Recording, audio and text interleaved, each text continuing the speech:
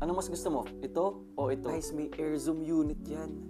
Finally, dumating na ang Jordan Luka 4. Ang SRP nga pala nito is 7,000 plus. Kung namamahalan ka dito, pwede mo naman itry ito. Ang Jordan Luka 77. Na-review ko na nga pala to, kaya i-check nyo. Pero ang pag-uusapan natin ngayon, itong Jordan Luka 4. Mostly yung uppers niya is gawa sa textile. May mapapansin kang mga tahi. Yung tang niya is combination ng textile and konting leather. O sa loob ng tang, makikita nyo tong heart na to. Ador.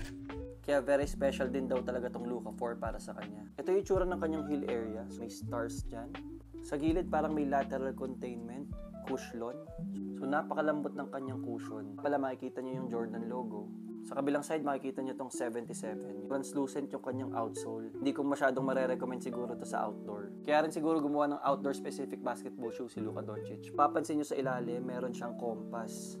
So ito yung itsura ng kanyang padding. Traction, mukhang napakakapit ng sapatos na to. Para sa akin, true to size siya. Stick lang kayo sa mga usual sizing nyo sa Nike. At narito na nga ang Jordan Luka 4. Available na nga pala to sa Nike stores nationwide.